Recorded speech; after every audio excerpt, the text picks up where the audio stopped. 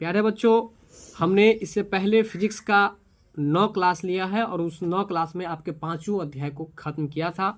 इसके बाद आज से जो हम लोग प्रारंभ कर रहे हैं आपके केमिस्ट्री को, और केमिस्ट्री का जो हिंदी होता है वो आपको क्या होता है, रसायन शास्त्र होता है।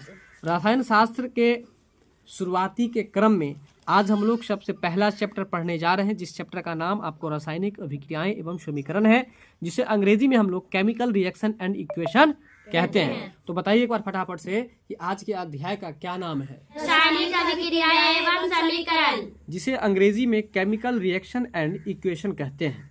तो आज का पहला प्रश्न है, निम्न में कौन ऑक्सीकरण की क्रिया नहीं है? प्रश्न क्या है? निम्न में कौन ऑक्सीकरण की क्रिया नहीं है? तो इसका राइट आंसर जो हो जाएगा ये आपको अवक्षेपण हो जाएगा। क्या हो जाएगा? अवक्षेपण। ठीक है। कौन सी क्रिया है जो ऑक्सीकरण की क्रिया नहीं है? तो निम्न में से ऑक्सीकरण की क्रिया कौन नहीं है? तो इसका जो उत्तर हो जाएगा आपको अवक्षेपण हो जाएगा। क्या हो जाएगा? अवक्षेपण। यानी कि अवक्षेपण की जो क्रिया है वह ऑक्सीकरण की क्रिया नहीं है। बात समझ गए?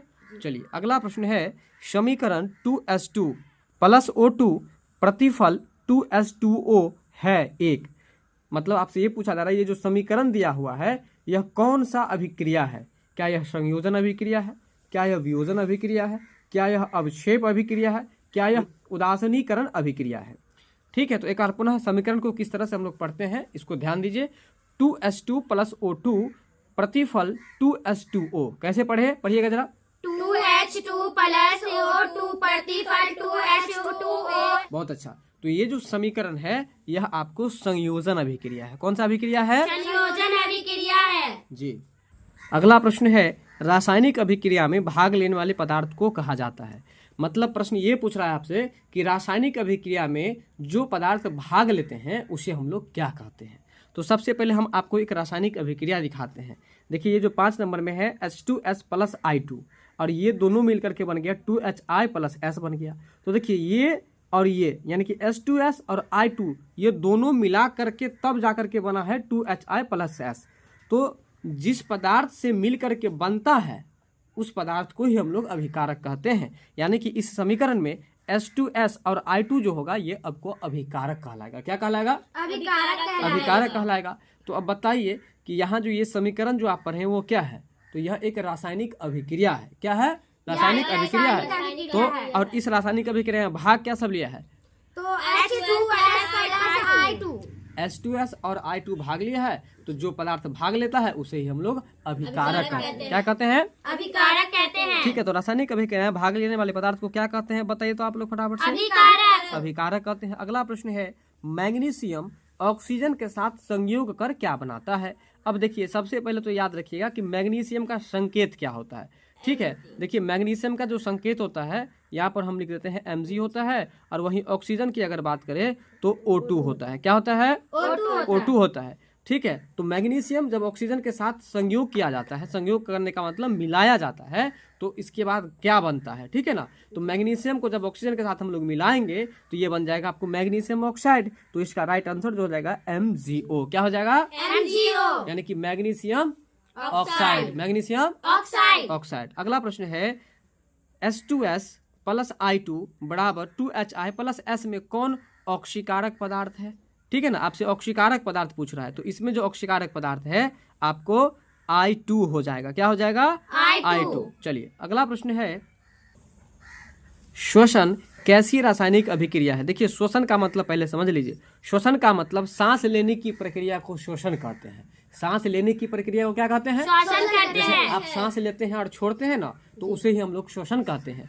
तो आपसे पूछेगा कि श्वसन कैसी रासायनिक अभिक्रिया है, तो आप बताएगा कि श्वसन जो है वह ऊष्माक्षेपी रासायनिक अभिक्रिया है। कैसी रासायनिक अभिक्रिया है? श्वसन कैसी रासायनिक अभिक्रिया है? ऊष्माक्षेपी रासायनिक अभिक्रिया है। ऊष्माक्षेपी रासायनिक अभिक्रिया है। अगला प्रश्न है, दूध से दही बनना है ना, दूध से दही बनना कैसा परिवर्तन कहलाता है? देखिए दूध से दही बनना कैसा परिवर्तन कहलाता है? तो इसका राइट आंसर जो हो जाएगा आपको रासायनिक परिवर्तन कहलाता है। लेकिन समझ लीजिए कि भौतिक परिवर्तन क्या होता है और रासायनिक परिवर्तन क्या होता है। देखिए भौतिक परिवर्तन उसे हम कहते हैं जैसे कि मान के चलिए बर्फ का पिघलना भौतिक परिवर्तन है। अब देख लीजिए हम बर्फ बनाए क्या चीज से? पानी से। और फिर बर्फ को अगर हम पिघला देंगे तो वो क्या बन जाएगा? पानी। यानी कि जिस पदार्थ से हम बनाए और बनने के बाद फिर से उसी पदार्थ में बदल दिए तो वो हो गया भौतिक परिवर्तन। और जिस पदार्थ से हम किसी वस्तु को बनाए और फिर से दोबारा से अगर नहीं बदल पाए तो वो हो गया आपको रासायनिक परिवर्तन। जैसे दूध से दही बना देंगे, क्या दही से दूध बनेगा? नहीं। तो जब दही से दूध नहीं बना तो मतलब पहले ही वाले पदार्थ में परिवर्तन नहीं हो सका, तो उसको हम रासायनिक परिवर्तन कहेंगे। लेकिन पहले ही वाले पदार्थ में जब हम बदल सकते हैं तो उसको भौतिक परिवर्तन कहेंगे। नहीं समझे मेरी बात? जी। तो बताइए, बर्फ का पिघलना कौन सा परिवर्तन? भौतिक परिवर्तन। और दूध से दही बनना कौन सा परिवर्तन? रासायनिक परिवर्तन। चलिए, तो यही बात है, आपको दूध से दही बनना जो है यह आपको रासायनिक परिवर्तन है। दूध से दही बनना कौन सा परिवर्तन है? रासायनिक परिवर्तन। अगला प्रश्न है, क्या कॉपर आयरन से अधिक क्रियाशील है? अब देखिए, सबसे पहले याद रखिएगा आप कॉपर के बारे में। कॉपर का संकेत आपको Cu होता है और कॉपर को हम लोग तांबा भी कहते हैं। क्या कहते हैं? तांबा। इसके बाद है आयरन, और आयरन का जो संकेत होता है वह Fe होता है। क्या होता है? Fe होता है। बात समझ गए? तो क्या कॉपर जो है आयरन से अधिक क्रियाशील है? तो इसका राइट आंसर हो जाएगा आपको नहीं। अब क्रियाशील का मतलब समझ लीजिए। क्रियाशील का मतलब होता है, यदि साइकिल को आप बाहर में छोड़ दीजिए तो छोड़ने का तो उसमें कुछ दिन के बाद पता चलेगा कि इसमें जंग लग गया। तो जंग क्यों लगा? क्योंकि लोहा जो होता है ना वो क्रियाशील होता है। लोहा को जब आप खुली हवा में छोड़ेंगे तो इसमें पानी से और हवा के माध्यम से उसमें क्या लग जाता है? जंग लग जाता है। क्यों लगा जंग? क्योंकि वो क्रियाशील है। लेकिन वहीं पर अगर तांबा की बात करें, तांबा भी खराब हो जाएगा आपको धूप बरसात में रखने से, लेकिन काफी लंबे समय तक। तो काफी लंबे समय के बाद हुआ, ऐसा क्यों हुआ? क्योंकि वो जो तांबा था ना वो ज्यादा क्रियाशील नहीं होता है, जबकि लोहा जो होता है वो अधिक क्रियाशील होता है। बात समझ रहे कि नहीं समझ रहे? अगर आपसे पूछे कि कॉपर और लोहा में अधिक क्रियाशील कौन है तो क्या बताइएगा? लोहा अधिक क्रियाशील है, जबकि कॉपर अधिक क्रियाशील नहीं है। अच्छा, कॉपर को और क्या कहते हैं? तांबा कहते हैं। क्या कहते हैं? तांबा। और आयरन को और क्या कहते हैं? लोहा कहते हैं। कॉपर का संकेत क्या होता है? Cu होता है, और लोहा का संकेत क्या होता है? Fe होता है। अगला प्रश्न है कि सबसे अधिक विद्युत ऋणात्मक तत्व, सबसे अधिक विद्युत ऋणात्मक तत्व का नाम आपको बताना है। तो सबसे अधिक विद्युत ऋणात्मक तत्व जो है उसका नाम है F, यानी कि फ्लोरीन। क्या नाम है? फ्लोरीन। हम यहाँ पर लिख देते हैं फ्लोरीन, ठीक है। सबसे अधिक विद्युत ऋणात्मक तत्व जो है उसका क्या नाम है? तो फ्लोरीन है, ठीक है ना। आप ये चीज याद रखिएगा। और देखिए, Cl का मतलब होता है आपको क्लोरीन, ये भी याद रखिएगा। क्या होगा? क्लोरीन। क्लोरीन हो जाएगा। Br का मतलब होता है आपको ब्रोमीन। क्या होता है? ब्रोमीन। ब्रोमीन, ये भी याद रखिएगा। और I का मतलब होता है आपको आयोडीन, ये भी याद रखिएगा। बात समझ गए? चलिए, तो बताइए तो एक बार, क्लोरीन का संकेत क्या होगा? क्लोरीन का Cl हो जाएगा। ब्रोमीन का क्या होगा? Br। फ्लोरीन का क्या होगा? F। आयोडीन का क्या होगा? I। चलिए, अगला प्रश्न है, एक ऐसे यौगिक का नाम बताइए जो ऑक्सीकारक और अवकारक दोनों जैसा कार्य करता है। मतलब वह ऑक्सीकारक के जैसा भी काम करता है और अवकारक के जैसा भी काम करता है। तो वो कौन सा यौगिक हो जाएगा? तो H2O2। क्या हो जाएगा? H2O2। H2O2 की क्या खासियत है? तो आप कहेगा कि सर देखिए, यह ऑक्सीकारक के जैसे भी काम करता है और अवकारक के जैसे भी काम करता है। बात समझ गए? चलिए, अगला प्रश्न है, समीकरण CaCO3S, और इस S का मतलब सॉलिड होता है, यानी कि ठोस होता है। प्रतिफल CaO solid plus CO2 gas किस प्रकार का समीकरण है? तो देखिए, ये जो समीकरण है ये आपको वियोजन अभिक्रिया है। कैसा समीकरण है? वियोजन अभिक्रिया है। आपको वियोजन अभिक्रिया हो रहा है इस समीकरण में। बात समझ गए? चलिए, अगला प्रश्न है, आपको CO2 गैस जल में घुलकर कौन सा अम्ल बनाती है? तो पहले ये बता दीजिए कि CO2 का मतलब क्या होता है। ठीक है, CO2 का मतलब होता है कार्बन डाइऑक्साइड। क्या होता है? Carbon dioxide. कार्बन डाइऑक्साइड होता है। चलिए, तो CO2 जब जल में घुलता है, क्या चीज घुलता है? CO2 जब जल में घुलता है तो घुलने के बाद कौन सा अम्ल बनाता है? तो इसका आंसर हो जाएगा आपको कार्बोनिक अम्ल बनाता है। कौन सा अम्ल बनाता है? कार्बोनिक अम्ल। कार्बोनिक अम्ल बनाता है। अगला प्रश्न है, अम्लीय ऑक्साइड के विलयन का pH क्या होगा? अब देखिए, ऑक्साइड कैसा है? अम्लीय है। तो अम्लीय ऑक्साइड के, है ना, विलयन का pH मान जो होगा वो कितना होगा? काफी महत्वपूर्ण प्रश्न है, याद रखिएगा, जरूर याद रखिएगा। अम्लीय ऑक्साइड के विलयन का pH मान जो हो जाएगा वो 7 से कम हो जाएगा। अम्लीय ऑक्साइड के विलयन का pH मान कितना होगा? 7 से कम। अम्लीय ऑक्साइड के विलयन का pH मान कितना होगा? 7 से कम। किस ऑक्साइड की बात हो रहा है? अम्लीय ऑक्साइड की। कितना इसका pH मान है? 7 से 7 से कम, याद रखिएगा। अगला प्रश्न है अभिक्रिया CuO प्लस H2, बताइए क्या है? CuO plus H2। क्या है अभिक्रिया? CuO plus H2। चलिए, तो CuO प्लस H2 प्रतिफल Cu प्लस H2O किस प्रकार की अभिक्रिया है? तो ये जो अभिक्रिया है आपको रेडॉक्स अभिक्रिया। कौन सी अभिक्रिया है? रेडॉक्स अभिक्रिया है। रेडॉक्स अभिक्रिया है। अच्छा, एक प्रश्न हम आपसे पूछते हैं, जरा जवाब दीजिए। CuO और H2 जो है इस समीकरण में क्या कहलाएगा? CuO और H2 को क्या कहेंगे हम लोग? अभिकारक कहेंगे। क्या कहेंगे? अभिकारक कहेंगे। क्यों कहेंगे? क्योंकि यह रासायनिक अभिक्रिया में क्या ले रहा है? भाग ले रहा है। तो इसको हम लोग कौन सा समीकरण कहेंगे? रेडॉक्स अभिक्रिया कहेंगे, या रेडॉक्स समीकरण या रेडॉक्स अभिक्रिया भी कह सकते हैं। ठीक है, रेडॉक्स अभिक्रिया ही कहेंगे। कौन सी अभिक्रिया कहेंगे? रेडॉक्स अभिक्रिया। अगला प्रश्न है अभिक्रिया CaO प्लस H2O, बताइए क्या है अभिक्रिया? CaO plus H2O।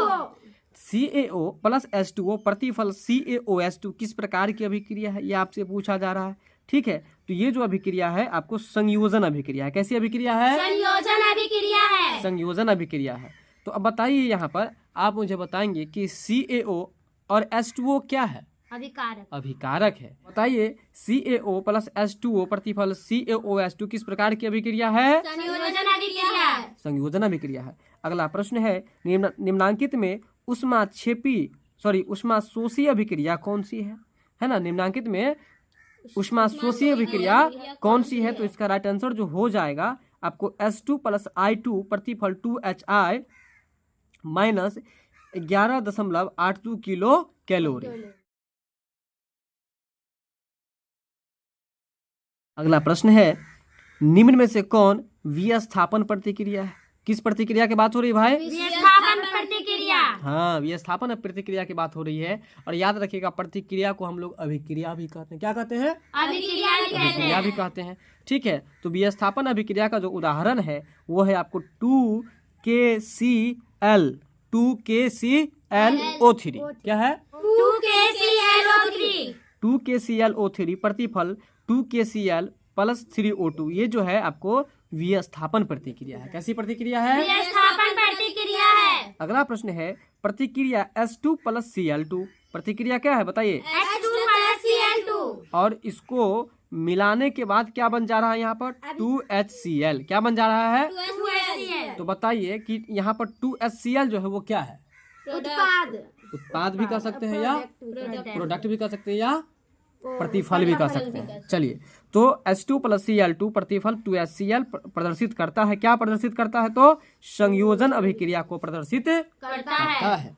निम्न में कौन संतुलित समीकरण नहीं है? अब देखिए, एक बात आपको बताते हैं। सबसे पहले समझिए कि संतुलित समीकरण का मतलब क्या होता है। देखिए, संतुलित समीकरण हम उस समीकरण को कहते हैं जब बायां पक्ष और दायां पक्ष है ना, बायां पक्ष और दायां पक्ष दोनों पक्ष में तत्व या यौगिक का अणु बराबर जब होगा तो उसको हम लोग क्या कहते हैं? संतुलित समीकरण कहते हैं। जब अणु की संख्या बराबर नहीं होगा तो हम लोग उससे संतुलित समीकरण नहीं कहेंगे। तो कौन सा समीकरण कहेंगे? असंतुलित समीकरण कहेंगे। कौन सा समीकरण कहेंगे? असंतुलित समीकरण। तो यहाँ जो इसका उत्तर हो जाएगा FeCl2। अच्छा, कौन नहीं है ये आपसे पूछ रहा था।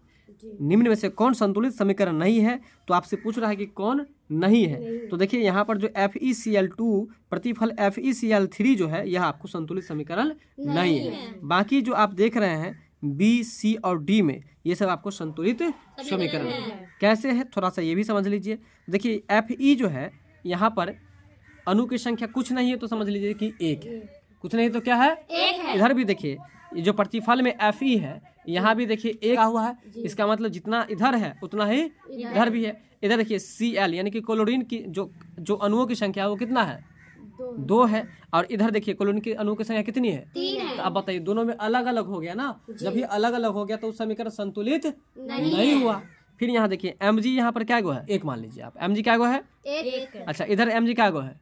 1 है। फिर देखिए Cu क्या गो है? इधर अभिकारक में Cu क्या गो है? 1 है। इधर Cu क्या गो है? 1 है कि नहीं है? SO4 देखिए है ना, जी। 4 गो है, और फिर यहाँ पे SO4 4 गो है। बात समझ रहे कि नहीं समझ रहे हैं? तो ये इस देखिए बी में इसी तरह से आप सी में भी मिलाएगा तो वही मिलेगा, डी में मिलाएगा तो वही मिलेगा। तो इधर दोनों तरफ जो है सो आपको क्या है, अणुओं की संख्या मिल रही है। जब अणुओं की संख्या मिल रही है तो वो समीकरण हो गया संतुलित, और जो नहीं मिल रही वो हो गया असंतुलित। बात को पकड़े कि नहीं पकड़े? चलिए, संतुलित समीकरण होने के लिए क्या होना चाहिए? तो आप कहेगा कि अणुओं की संख्या बराबर होनी चाहिए, अणुओं की संख्या बराबर होनी चाहिए। अगला प्रश्न है कि कौन सा पदार्थ बिना ज्वाला के जलता है? तो कौन सा पदार्थ है जो बिना ज्वाला के जलता है? देखिए ज्वाला का मतलब होता है आग, तो बिना आग का जो जलता है वो आपको कौन सा पदार्थ है बताइए आप? कोयला है। देखिए मोमबत्ती को जलाना पड़ता है कि नहीं जलाना पड़ता है? बिना आग का जलता है वो? नहीं जलता है। किरोसिन तेल, मीथेन गैस, कोयला जो है बिना ज्वाला का, बिना आगे का जल उठेगा। बात समझ रहे कि नहीं समझ रहे? चलिए तो बताइए कि कौन सा पदार्थ है जो बिना ज्वाला का जलता है? कोयला। कोयला। अच्छा बताइए तो कोयला क्या है? जीवाश्म ईंधन है। फिर बताते हैं पेट्रोलियम, ये भी एक जीवाश्म ईंधन है। कोयला पेट्रोलियम ये सब क्या चीज से बनता है? जीवाश्म। तो विभिन्न प्रकार के जीव जंतु से, पेड़ पौधे से ना। चलिए अगला प्रश्न है कि नीचे दी गई रासायनिक अभिक्रिया किस प्रकार की है? यानी कि ये जो नीचे दिया गया है वो क्या है? रासायनिक अभिक्रिया है। वो क्या है? रासायनिक अभिक्रिया है। तो ये जो रासायनिक अभिक्रिया है तो इस अभिक्रिया के बारे में आपसे पूछ रहा है कि यह किस प्रकार की अभिक्रिया है। तो याद रखिएगा यह आपको विस्थापन अभिक्रिया है। किस प्रकार की अभिक्रिया है? विस्थापन अभिक्रिया है। विस्थापन अभिक्रिया है। फिर आपका अगला प्रश्न है कि निम्नलिखित में कौन अवकारक गुण प्रदर्शित करता है ना? कौन अवकारक गुण प्रदर्शित करता है? तो याद रखिएगा H2S जो है यह आपको अवकारक गुण प्रदर्शित करता है। कौन अवकारक गुण प्रदर्शित करता है? H2S। अवकारक गुण कौन प्रदर्शित करता है? H2S। H2S। ठीक है। अगला प्रश्न है आपका निम्नलिखित में कौन सा पदार्थ सूरज की किरणों के प्रभाव से अपघटित हो जाता है? ठीक है ना, कौन सा पदार्थ है जो सूरज की किरणों के प्रभाव से अपघटित हो जाता है? देखिए अपघटित का मतलब होता है टूटना। अपघटित का मतलब क्या होता है? टूटना। तो कौन सा पदार्थ है जो सूरज की किरणों के प्रभाव से अपघटित हो जाता है? ठीक है, तो AgCl जो है ना वो क्या चीज? AgCl। यह आपको सूरज की किरणों के प्रभाव से टूट जाता है। ठीक है ना, क्या है? सूरज के प्रभाव से टूट जाता है। अब देखिए AgCl का मतलब क्या हुआ ये भी समझ लीजिए। AgCl का मतलब हुआ सिल्वर क्लोराइड। क्या हुआ मतलब? Silver chloride. NaCl का मतलब क्या हुआ? Sodium chloride. और यही सोडियम क्लोराइड को हम लोग नमक कहते हैं। क्या कहते हैं? नमक कहते हैं। देखिए HCl का मतलब क्या हुआ? HCl का मतलब हो गया हाइड्रोक्लोराइड कहेंगे। क्या कहेंगे? हाइड्रोक्लोराइड। जी। अगला प्रश्न है समीकरण 2Cu + O2। क्या है समीकरण? 2Cu + O2 बराबर +2CuO किस प्रकार की अभिक्रिया है? तो इसका राइट आंसर जो हो जाएगा ऑक्सीकरण अभिक्रिया। कौन सी अभिक्रिया है? ऑक्सीकरण अभिक्रिया। चलिए अगला प्रश्न है सोडियम के बारे में। सोडियम का संकेत यदि आपसे कोई पूछे तो क्या बताइएगा? बताइए Na। क्या बताइएगा? क्या बताइएगा? चलिए सोडियम का संकेत Na होता है और इसकी परमाणु संख्या आपसे पूछी जा रही है तो इसकी परमाणु संख्या आपको 11 होती है। कितनी होती है? 11 होती है। चलिए अगला प्रश्न है Fe + CuSO4 बराबर FeSO4 + Cu एक प्रतिक्रिया किस प्रकार की प्रतिक्रिया है? तो यह आपको विस्थापन अभिक्रिया है। कैसी अभिक्रिया है? विस्थापन अभिक्रिया है। कैसी अभिक्रिया है? विस्थापन अभिक्रिया है। अगला प्रश्न है कैल्शियम कार्बोनेट। बताइएगा जरा क्या है? Calcium carbonate. कैल्शियम कार्बोनेट को गर्म करने पर कैल्शियम ऑक्साइड एवं कार्बन डाइऑक्साइड बनते हैं। अब बताइए कि कैल्शियम कार्बोनेट को जब हम गर्म करते हैं तो क्या सब बनता है? एक बनता है आपको कैल्शियम ऑक्साइड और दूसरा क्या बनता है? Carbon dioxide. दूसरा क्या बनता है? Carbon dioxide. दूसरा क्या बनता है? Carbon dioxide. तो बताइए कि कार्बन डाइऑक्साइड का संकेत क्या होता है? CO2। CO2। क्या होता है? CO2। कार्बन डाइऑक्साइड का संकेत क्या होता है? CO2। CO2 होता है। तो कैल्शियम कार्बोनेट को गर्म करने पर कैल्शियम ऑक्साइड और कार्बन डाइऑक्साइड बनते हैं। यह कैसी अभिक्रिया है ये आपको बताना है। तो यह अपघटन अभिक्रिया है। कैसी अभिक्रिया है? अपघटन अभिक्रिया है। अच्छा बताइए कि किसको गर्म किया जा रहा है? Calcium carbonate. कैल्शियम कार्बोनेट के गर्म करने पर क्या सब बना है? बताइए। Calcium oxide. Carbon dioxide. कितना हल्का तो है कैल्शियम ऑक्साइड और कार्बन डाइऑक्साइड। किसको गर्म किया जा रहा है? कैल्शियम कार्बोनेट को। और क्या बनता है? कैल्शियम ऑक्साइड और कार्बन डाइऑक्साइड। तो इसको गर्म करने पे ये सब बनते हैं। तो यह किस प्रकार की अभिक्रिया है? तो यह अपघटन अभिक्रिया है। कैसी अभिक्रिया है? अपघटन अभिक्रिया है। अगला प्रश्न है क्लोरोफिल। क्या लिखा हुआ है? क्लोरोफिल। देखिए क्लोरोफिल और सूर्य प्रकाश, क्लोरोफिल और सूर्य प्रकाश की उपस्थिति में पौधे वायु से कार्बन डाइऑक्साइड एवं मिट्टी से जल ग्रहण करके, देखिए वो जो है वायु से क्या लिया है? कार्बन डाइऑक्साइड लिया है। वायु से क्या लिया है? Carbon dioxide. और कार्बन डाइऑक्साइड का संकेत क्या होता है? CO2। क्या होता है? CO2। और मिट्टी से यानी कि मृदा से वह जल ग्रहण करता है। देखिए फिर से देख लीजिए, वायु से कार्बन डाइऑक्साइड लेता है और मिट्टी से वह जल ग्रहण करता है, और इसके बाद जो है क्लोरोफिल और सूर्य के प्रकाश की उपस्थिति में अपना भोजन को क्या कर लेता है? तैयार कर लेता है। तो जब भोजन को तैयार कर लेता तो यह किस प्रकार की अभिक्रिया है? तो यह एक, बताइए, यह प्रकाश रासायनिक अभिक्रिया है। यह किस प्रकार की रासायनिक अभिक्रिया है? रासायनिक अभिक्रिया है। और याद रखिएगा, इसे ही हम लोग प्रकाश संश्लेषण भी कहते हैं। बात समझ रहे हैं? तो एक बार फिर से देखिए, प्रश्न बहुत ही जबरदस्त प्रश्न है कि क्लोरोफिल और सूर्य प्रकाश की उपस्थिति में पौधे वायु से कार्बन डाइऑक्साइड व मिट्टी से जल ग्रहण करके अपना भोजन तैयार करते हैं, है कि नहीं? किस प्रकार की अभिक्रिया है? तो प्रकाश रासायनिक अभिक्रिया। बात क्लियर? आगे है सिल्वर नाइट्रेट के जलीय विलयन में सोडियम क्लोराइड का जलीय विलयन डालने पर। अब देख लीजिए, सिल्वर नाइट्रेट का जलीय विलयन, विलयन का मतलब घोल, विलयन का मतलब घोल। तो सिल्वर नाइट्रेट के जलीय विलयन में सोडियम क्लोराइड को क्या कर दिया? मिला दिया, है ना? सिल्वर नाइट्रेट के जलीय विलयन में सोडियम क्लोराइड को क्या कर दिया? मिला दिया। और इसको मिलाने के बाद सिल्वर क्लोराइड विलयन से पृथक हो जाता है। सिल्वर क्लोराइड क्या होता है कि विलयन से यानी कि उस घोल से अलग हो जाता है। तो घोल से जो अलग हो गया तो इस अभिक्रिया को हम लोग क्या कहेंगे? तो इसे अवक्षेपण अभिक्रिया कहेंगे। क्या कहेंगे? अवक्षेपण अभिक्रिया कहेंगे। फिर से एक बार देख लीजिए, सिल्वर नाइट्रेट के जलीय विलयन में सोडियम क्लोराइड का जलीय विलयन डालने पर अविले का मतलब जो घुल नहीं सकता है ना? अविले का मतलब जो घुल नहीं सकता है। हाँ, तो देखिए जैसे पानी में आप पत्थर मिलाइएगा, घुलेगा नहीं। पानी में आप कंकर मिलाइएगा, घुलेगा नहीं? घुलेगा। तो पानी में लोहा मिलाएगा, घुलेगा? तो इसका मतलब लोहा जो हुआ वो अविलय हुआ, क्योंकि अविलय का मतलब जो घुल नहीं सकता। ठीक है, तो अविलय यानी कि यहाँ पर अविलय क्या है? तो सिल्वर क्लोराइड है, और इसीलिए जब घुल नहीं सकता इसलिए सिल्वर क्लोराइड क्या हो जाता है? अलग हो जाता है। तो अलग होने की इस प्रक्रिया को, इस अभिक्रिया को हम लोग कौन सा अभिक्रिया कहेंगे? अवक्षेपण अभिक्रिया कहेंगे। कौन सा अभिक्रिया कहेंगे? अच्छा बताइए कि किस विलयन में क्या डाला गया है? तो आप कहिएगा कि सिल्वर नाइट्रेट के जलीय विलयन में सोडियम क्लोराइड का जलीय विलयन डाला गया, और उसके बाद क्या हुआ? तो सिल्वर क्लोराइड जो था वह नहीं मिल सका उससे, वह उससे अलग हो गया। तो अलग होने की इस अभिक्रिया को कौन सी अभिक्रिया कहेंगे? अवक्षेपण अभिक्रिया कहेंगे। क्या कहेंगे? अवक्षेपण अभिक्रिया कहेंगे। अगला प्रश्न है सोडियम हाइड्रोक्साइड। क्या चीज है? Sodium hydroxide. ध्यान से देखते हुए चलिए, सोडियम हाइड्रोक्साइड और हाइड्रोक्लोरिक अम्ल, सोडियम हाइड्रोक्साइड और हाइड्रोक्लोरिक अम्ल के बीच अभिक्रिया कराई जा रही है ना? सोडियम हाइड्रोक्साइड और हाइड्रोक्लोरिक अम्ल के बीच अभिक्रिया होने पर सोडियम क्लोराइड एवं जल बनता है। अब देखिए यहाँ पर सोडियम हाइड्रोक्साइड, देखिए प्रश्न को समझ रहे हैं ना आप लोग? समझिए, सोडियम हाइड्रोक्साइड और हाइड्रोक्लोरिक अम्ल को क्या कर दिया गया? मिला दिया गया, और उसको मिलाने से एक तो सोडियम क्लोराइड बन गया और दूसरा क्या बन गया? जल बन गया। तो इस अभिक्रिया को हम उदासीनीकरण अभिक्रिया कहते हैं। कौन सी अभिक्रिया कहते हैं? उदासीनीकरण अभिक्रिया कहते हैं। अगला प्रश्न है निम्नांकित में रेडॉक्स अभिक्रिया कौन सी है? अब देखिए, रेडॉक्स अभिक्रिया के बारे में हम आपको बताते हैं। रेडॉक्स अभिक्रिया को हम लोग ऑक्सीकरण अभिक्रिया भी कहते हैं। याद रखिएगा, रेडॉक्स अभिक्रिया को कौन सी अभिक्रिया कहते हैं? ऑक्सीकरण अभिक्रिया भी कहते हैं। और ऑक्सीकरण अभिक्रिया की जो ऑक्सीकरण अभिक्रिया का जो उदाहरण दिया गया है वो कौन सा है इसमें? तो H2 + Cl2 बराबर 2HCl। अब बताइए तो एक बार कि H2 और Cl2 क्या है?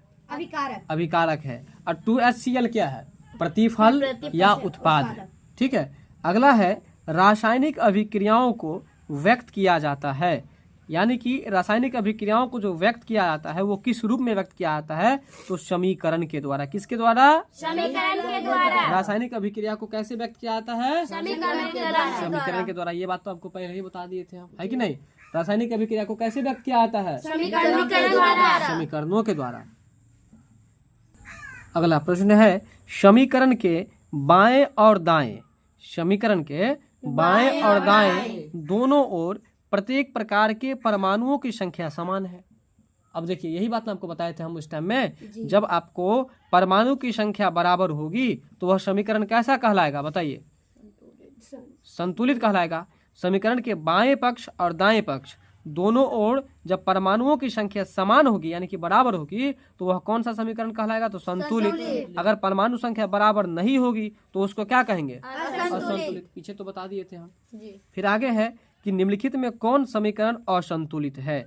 तो देखिए असंतुलित कौन सा है ये आपको छांटना है। इसका आंसर जो हो जाएगा PbNO3 × 2 = PbO + NO2 + O2। ये इसका सही उत्तर हो जाएगा। ये समीकरण जो है वो आपको असंतुलित है। और असंतुलित क्यों है? क्योंकि परमाणु की संख्या बराबर नहीं है।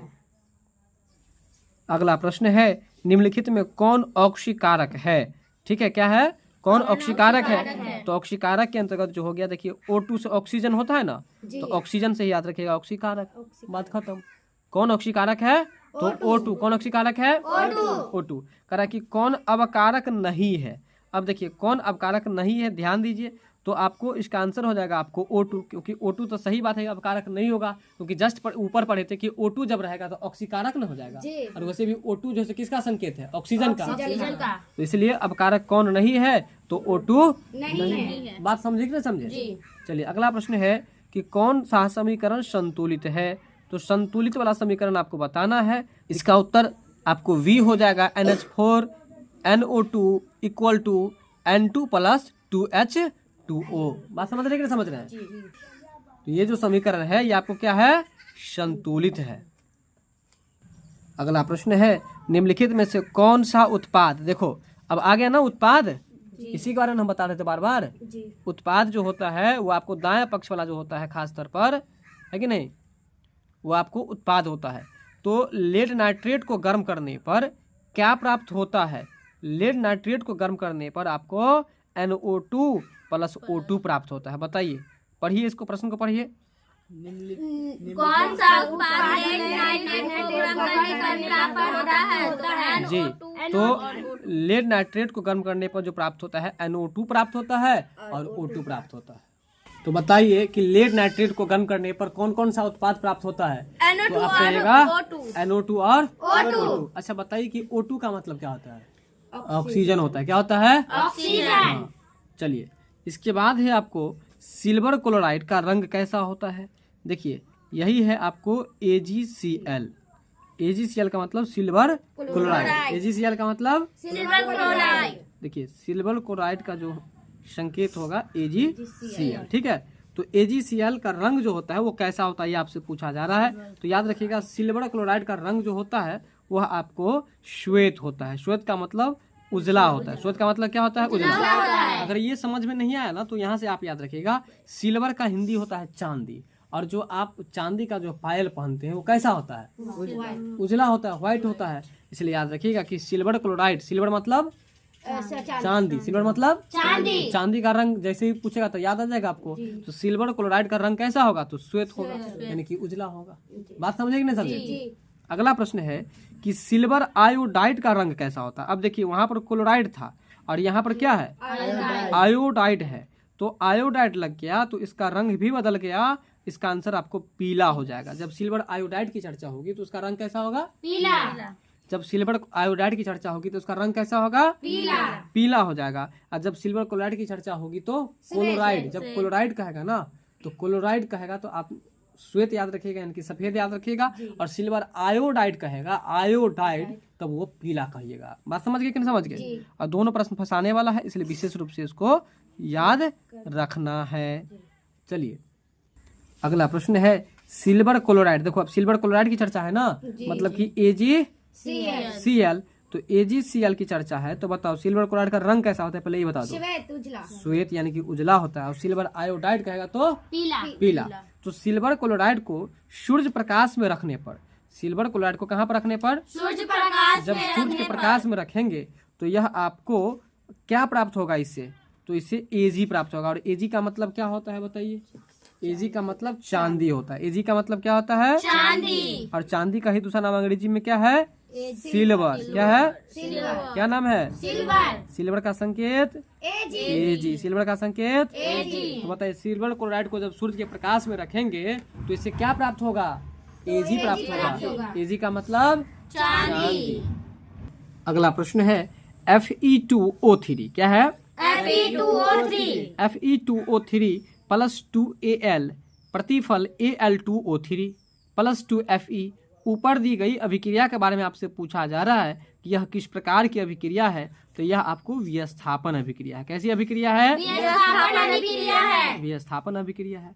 फिर आगे है लोह चूर्ण पर। अब बताइए लोह चूर्ण का मतलब समझे ना, लोहे को पीस करके जो पाउडर बना दिया उसी को हम लोग लोह चूर्ण कहते हैं।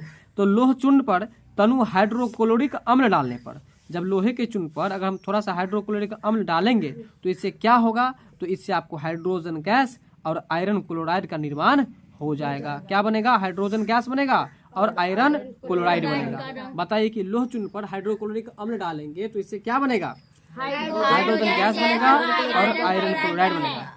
अच्छा, हाइड्रोक्लोरिक अम्ल जो होता है उसका संकेत क्या होता है बताइए, जस्ट बताए थे HCl। क्या हो जाएगा, HCl। चलिए, और हाइड्रोजन गैस का संकेत क्या होगा, H2। हाइड्रोजन गैस का संकेत क्या होगा, H2 हो जाएगा। बात समझ गए। चलिए, तो लोह चूर्ण पर यदि हाइड्रोक्लोरिक अम्ल डालेंगे तो इससे क्या निर्माण होगा, हाइड्रोजन गैस क्लोराइड बनता है। सही बात है। चलिए अगला प्रश्न, कैल्शियम कार्बोनेट।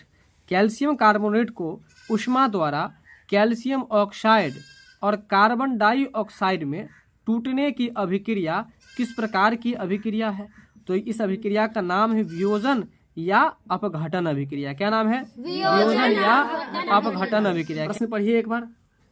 कैल्शियम कार्बोनेट को ऊष्मा द्वारा कैल्शियम ऑक्साइड और कार्बन डाइऑक्साइड में टूटने की अभिक्रिया किस प्रकार की रासायनिक अभिक्रिया है, तो बताइए किस प्रकार की रासायनिक अभिक्रिया है, वियोजन अथवा अपघटन अभिक्रिया। वियोजन अथवा अपघटन अभिक्रिया।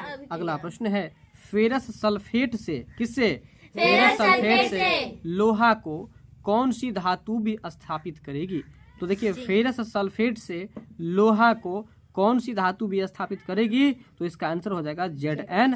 और Zn का मतलब होता है आपको जिंक, जिसे हम लोग जस्ता भी कहते हैं। क्या कहते हैं, जिंक को क्या कहते हैं, जस्ता। अगर पूछेगा कि जिंक का संकेत क्या होगा तो क्या बताइएगा, और जस्ता का संकेत क्या होगा, Zn ही होगा, क्योंकि जिंक को ही हम लोग जस्ता कहते हैं। अच्छा, Cu जो है, Cu मतलब क्या हुआ बताइए आप लोग। कॉपर को और भी क्या कहते हैं हम, नहीं, तांबा कहते हैं। क्या कहते हैं, तांबा कहते हैं। तांबा कहते हैं। Ag का मतलब क्या हुआ, चांदी। चांदी। और चांदी को अंग्रेजी में क्या कहते हैं, तो सिल्वर कहते हैं। क्या कहते हैं, सिल्वर। चलिए, अब है Sn, और Sn का मतलब होता है आपको टीन। क्या होता है, टीन। Sn का मतलब क्या होता है, टीन। टीन होता है। चलिए, तो बताइए कि फेरस सल्फेट से लोहा को कौन सी धातु भी स्थापित करेगी, Zn। अगला प्रश्न है शाक सब्जियों का विघटित होकर कंपोस्ट बनना। अब देखिए साग सब्जी सब जो हम लोग क्या करते हैं, जब सड़ जाता है तो फेंक देते हैं और उसी से क्या बन जाता है, तो कंपोस्ट बन जाता है। कंपोस्ट समझते हैं क्या होता है, कंपोस्ट का मतलब खाद होता है। क्या होता है, खाद होता है। तो साग सब्जियों को विघटित करके और जब कंपोस्ट बनाते हैं तो इस अभिक्रिया को हम लोग ऊष्माक्षेपीय अभिक्रिया कहते हैं। क्या कहते हैं, कौन सी अभिक्रिया कहते हैं, अभिक्रिया कहते हैं। अगला प्रश्न है लौंग तेल। अब लौंग को लवंग भी कितना लोग पढ़ता है, ठीक है। तो लौंग तेल किस प्रकार का सूचक है, तो याद रखिएगा लौंग तेल जो है वो गंधीय सूचक है। वैसे भी लौंग इलायची सब गंध करता है कि नहीं करता है, इसलिए लौंग तेल किस प्रकार का सूचक है, कैसा सूचक है, गंधीय सूचक है। ठीक है ना। अगला प्रश्न है उपचयन वह प्रक्रिया है उपचयन कैसी प्रक्रिया है? चयन वह प्रक्रिया है जिसमें आपको ऑक्सीजन का भी योग पाया जाता है कि नहीं, हाइड्रोजन का भी योग पाया जाता है और इलेक्ट्रॉन का त्याग होता है। देखिए उपचयन एक ऐसी प्रक्रिया है जिसमें ऑक्सीजन का योग होता है, हाइड्रोजन का वियोग होता है और इलेक्ट्रॉन का क्या होता है? त्याग होता है। तो इसमें इन सारे ऑप्शन को आपको याद रखना पड़ेगा। ठीक है, तो बताइए उपचयन कैसी प्रक्रिया है? तो ऑक्सीजन का योग, हाइड्रोजन का वियोग, इलेक्ट्रॉन का त्याग। अगला प्रश्न है प्रतिक्रिया PbO + C क्या है? PbO + C। तो अब पहले ये बताइए कि प्रतिक्रिया का मतलब क्या होता है? प्रतिक्रिया का मतलब बताए थे अभिक्रिया। क्या होता है? अभिक्रिया। तो प्रतिक्रिया PbO + C, प्रतिफल Pb + CO। तो यानी कि PbO और C जो है यहाँ पर ये क्या है? अभिकारक है। और Pb + CO जो है ये क्या है? तो यह उत्पाद है। यह क्या है? उत्पाद है। तो प्रतिक्रिया PbO + C, प्रतिफल Pb + CO, ये जो है आपको इसमें C एक अवकारक है। C जो है वो क्या है? अवकारक है। C क्या है? अवकारक है। अगला प्रश्न है रासायनिक रूप से जंग जो है वो जंग क्या है? तो देखिए जंग जो है यह आपको हाइड्रेटेड फेरिक ऑक्साइड है। क्या है? Hydrated ferric oxide. क्या है? हाइड्रेटेड फेरिक ऑक्साइड है। हाँ, हाइड्रेटेड फेरिक ऑक्साइड है। रासायनिक रूप से जंग जो है वो हाइड्रेटेड फेरिक ऑक्साइड है। ये प्रश्न तो आपके लिए काफी महत्वपूर्ण है, इसको तो विशेष रूप से याद रखिएगा ही रखिएगा। अब आपका अगला प्रश्न है इनमें से कौन ऑक्सीकारक एवं अवकारक दोनों है? इससे पहले भी ये प्रश्न आया था। ऑक्सीकारक और अवकारक दोनों कौन सा है, यह आपसे पूछा जा रहा है। तो इसका राइट आंसर जो हो जाएगा HNO2। क्या हो जाएगा? HNO2। HNO2 जो है ये ऑक्सीकारक और अवकारक दोनों प्रकार का गुण इसमें पाया जाता है। इसके बाद है SnCl2। SnCl2 क्या है? तो यह एक अवकारक है। SnCl2 क्या है? यह एक अवकारक है। SnCl2 क्या है? यह एक अपकारक है। यह एक अपकारक है। SnCl2 क्या है? यह एक यह अपकारक एक है। अपकारक है। अगला प्रश्न है रासायनिक अभिक्रिया के दौरान, किस अभिक्रिया के दौरान? रासायनिक अभिक्रिया के दौरान रासायनिक अभिक्रिया के दौरान किसी पदार्थ में ऑक्सीजन का ह्रास होना क्या कहलाता है? देखिए रासायनिक अभिक्रिया के दौरान जब किसी पदार्थ में ऑक्सीजन की कमी हो जाती है, ह्रास का मतलब कमी हो जाना, जब ऑक्सीजन की कमी हो जाती है तो उसको हम लोग अपचयन कहते हैं। क्या कहते हैं? देखिए जब ऑक्सीजन का ह्रास होगा तो उस क्रिया को हम लोग अपचयन अभिक्रिया कहेंगे। ठीक है कि नहीं? तो रासायनिक अभिक्रिया के दौरान किसी पदार्थ में ऑक्सीजन का ह्रास होना क्या कहलाता है? रासायनिक अभिक्रिया के दौरान किसी पदार्थ में ऑक्सीजन का ह्रास होना क्या कहलाता है? अपचयन कहलाता है। जब ऑक्सीजन निकल जाएगा तो अपचयन कहलाएगा। बात समझ में आ रहा है कि नहीं? और जब ऑक्सीजन का संयोग होगा तो उसको क्या कहेंगे? उपचयन कहेंगे। क्या कहेंगे? अगला प्रश्न है निम्नलिखित में से कौन सा युग्म, पहले बताइए युग्म का मतलब क्या होता है? युग्म का मतलब होता है जोड़ा। युग्म का मतलब क्या होता है? जोड़ा। कौन सा युग्म है जो एकल विस्थापन अभिक्रिया को प्रदर्शित करता है? तो एकल विस्थापन अभिक्रिया को जो प्रदर्शित करता है AgNO3 है ना, और यहाँ पर AQ लग गया है ना, और इसके बाद CuS।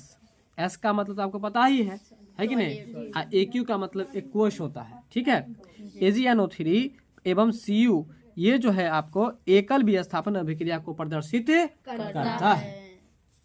अगला प्रश्न है एक भूरे रंग का चमकदार तत्व, एक भूरे रंग का चमकदार तत्व है जिसको X नाम दे दिया गया है, उसको वायु की उपस्थिति में गर्म किया जा रहा है तो वह काले रंग का हो जाता है ना। एक पदार्थ है जो आपको भूरे रंग का है और वह चमकदार भी है, उसका नाम X दे दिया गया, उसको वायु की उपस्थिति में गर्म किया जाता है तो वह कैसा हो जाता है? काले रंग का। तो कह रहा है कि उस तत्व का नाम आपको बताना है, तो उस तत्व का नाम है आपको Cu यानी कि कॉपर। दूसरा नाम क्या है? तांबा। ठीक है यहाँ तक? चलिए तो बताइए एक प्रश्न आप लोग कि कॉपर में और लोहा में सबसे अधिक क्रियाशील कौन है? लोहा है। और इस चैप्टर का जो लास्ट प्रश्न है इसको आइए जरा हम लोग देखते हैं। नीचे दी गई अभिक्रिया के संबंध में कौन सा कथन सत्य है? देखिए सत्य जो है आपको कार्बन उपचयित हो रहा है, यह आपको सत्य है और इसका समीकरण यहाँ पर ये दिया गया है। कार्बन उपचयित हो रहा है, क्या हो रहा है? कार्बन उपचयित हो रहा है। नीचे दी गई अभिक्रिया के संबंध में, नीचे दी गई अभिक्रिया के संबंध में कौन सा कथन सत्य है? तो इसका समीकरण है ZnO प्लस C प्रतिफल Zn प्लस CO, है कि नहीं? ये जो है आपको यहाँ पर क्या प्रदर्शित कर रहा है? तो यह कार्बन उपचयित हो रहा है। क्या हो रहा है? कार्बन उपचयित हो रहा है जी, कार्बन उपचयित हो रहा है। इस तरह से आपको इस चैप्टर का एक एक प्रश्न हमने समाप्त कर दिया। अगर आप चाहते हैं कि हमसे जुड़ जाएं तो व्हाट्सएप लिंक को डिस्क्रिप्शन में जाकर के देख लीजिए और ज्वाइन कर लीजिए। मिलते हैं हम लोग अगली वीडियो में, तब तक के लिए बहुत बहुत धन्यवाद।